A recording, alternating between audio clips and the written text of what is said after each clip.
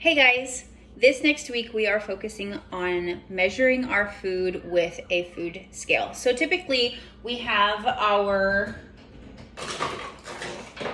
measuring cups and our measuring spoons, and these are great for certain items, but I really love using the food scale because it is more accurate. So if you have a bunch of grapes and you put the grapes in, you need a cup of grapes. You put the grapes in, they're gonna take up a certain amount of space, right? Whereas measuring a cup of grapes on here is going to give you an accurate reading of how much a cup of grapes is without taking up the space. So you're gonna take up space and you're not gonna get that full cup of grapes, all right? So when you use your scale, you're getting that accurate count. Plus, it is less messy than using your cups and your spoons because you're not having to wash these out.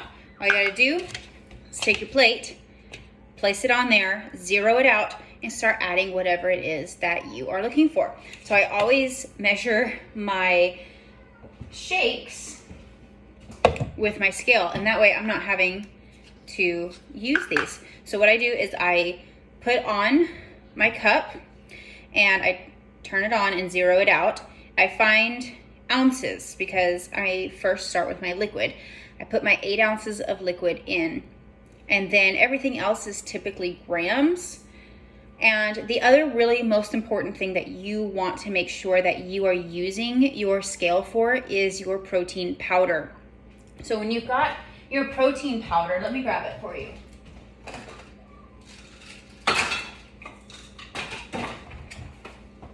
So your protein powder, on the back, it tells you 1 scoop is X number of grams. Mine 1 scoop is 41 grams.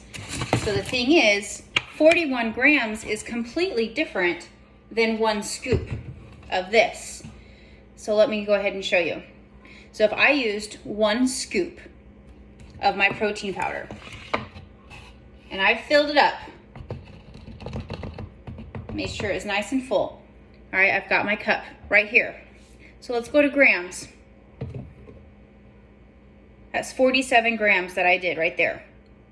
So that's not, so you're getting more than your scoop, right? So then you're adding in extra carbs and protein and fats and all of those things into that you're not calculating into your MyFitnessPal.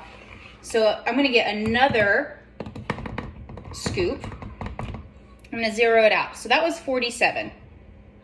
So if I would needed 2 scoops and I get another just scoop, that's 48. So it's not even the same each time. It's completely different every time. So it's so much better if you just take it, I'm gonna zero it out again, and you slowly add in. I'm at 29, 37, 38, wait for it to catch up, 43. So that's a little bit over. So then I can take a spoon or something and take out.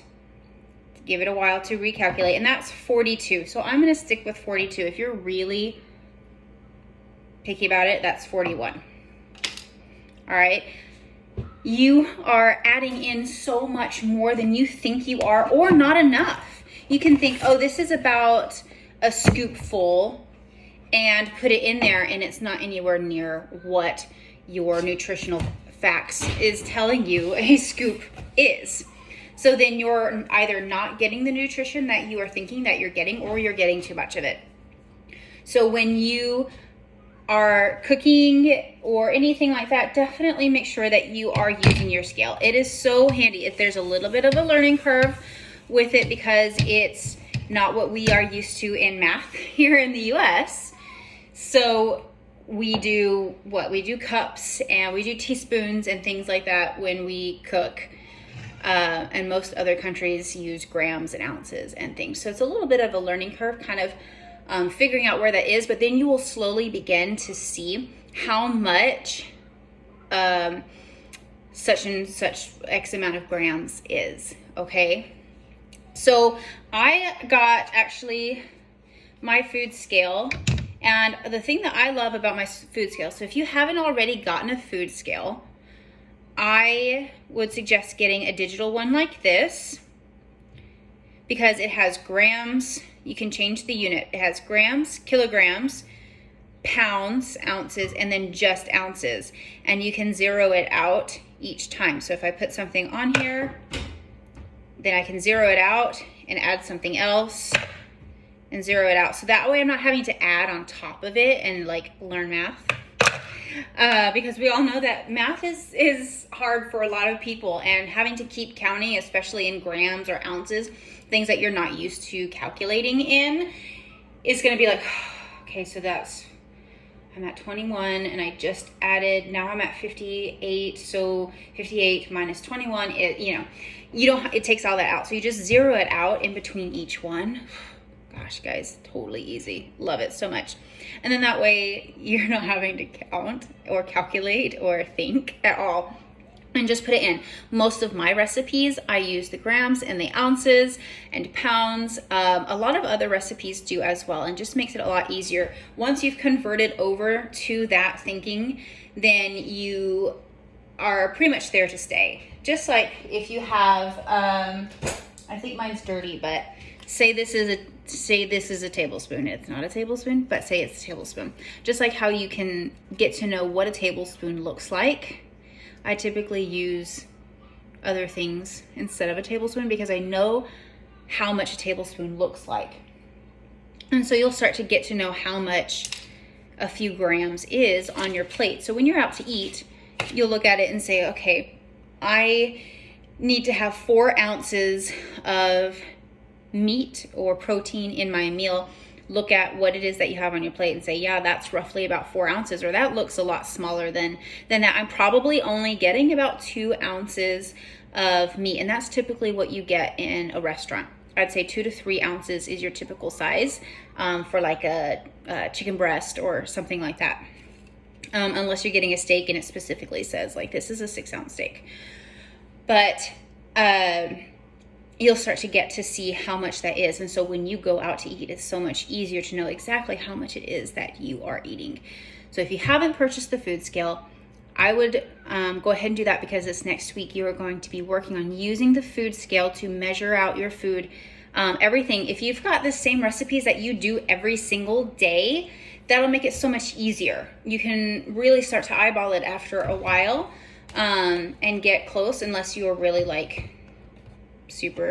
I'm pretty OCD about how much I have in mine, but especially your protein powders and your supplements and things, I always use the scale for those, because like you saw earlier, there is a difference in the scoop versus the amount. So I always want to make sure that I am getting what it is that I think that I'm getting, so that I can make sure that my calculations are correct. So that is your next challenge. If you have difficulty with this, please reach out. There's a learning curve, okay? And if you're not already used to it, it can seem really frustrating or tedious or something, and you're just like, I'm just going to use my cup. But then you're not quite getting exactly the amount that you are hoping that you are getting in your diet.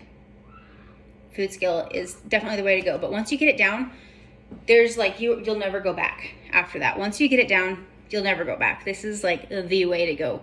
I promise, I guarantee it. So that is your challenge. And next week is your last week. You're almost there. You've got this. I'll talk to you later.